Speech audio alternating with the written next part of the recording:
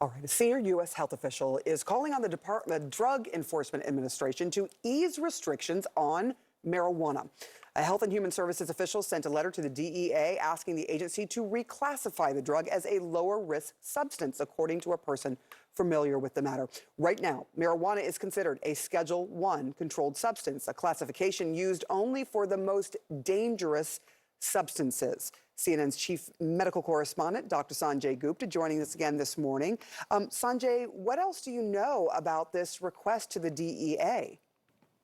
Well, so first of all, any drug that has a potential for abuse, it can be scheduled, and it's into one of 5 categories. So Schedule I all the way through Schedule 5. And let me just show you here what Schedule I means. This is where cannabis is placed.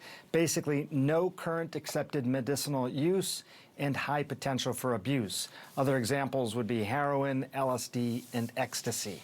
What we know is that in October of last year, the White House basically asked HHS to review cannabis and see, look, where does this fit in? Are there accepted medical uses? Should it be rescheduled? HHS has now basically sent a letter to the DEA, as you point out. Rachel Levine, who's the Assistant Secretary at HHS, sent a letter to Ann Milgram at the DEA saying, hey, look into rescheduling this to specifically Schedule 3. And let me just show you what that means. Schedule 3 basically saying there is currently accepted medical use and there is less potential for abuse than substances in Schedules 1 or 2. Examples, they want it to be more scheduled along the lines of Tylenol with codeine, buprenorphine, ketamine, and anabolic steroids. That's basically what the letter says. This has been something that's gone back and forth for a long time. A lot of people say, hey, look, how do you place cannabis, something that has increased evidence of medicinal use, into the same category as LSD? And I think that's kind of what's driving this. Sanjay, first off, this is a very kind of tried and true bureaucratic process that we're seeing that's both politically and policy intentional. But what happens if the DA actually does this?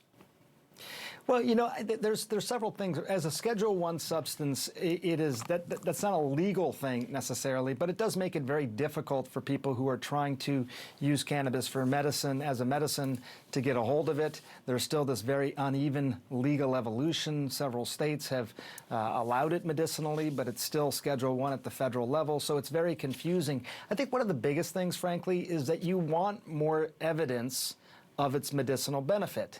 But at the same time, because it is Schedule I, it is tough to get the cannabis and actually study it in a way that's beneficial and provides that evidence.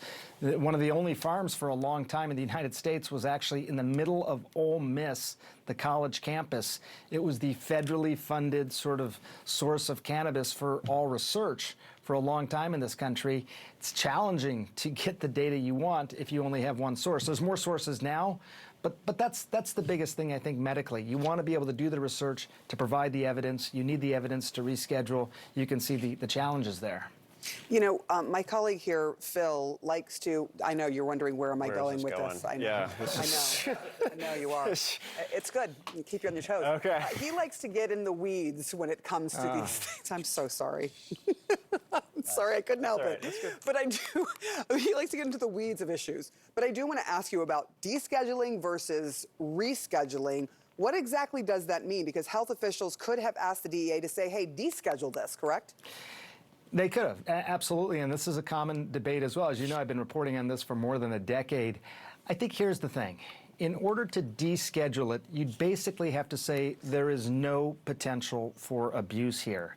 And I think that's going to be a high bar. I mean, I think most people would agree who study this that it shouldn't be a Schedule I, but the idea that it has no potential for abuse is probably a pretty high bar.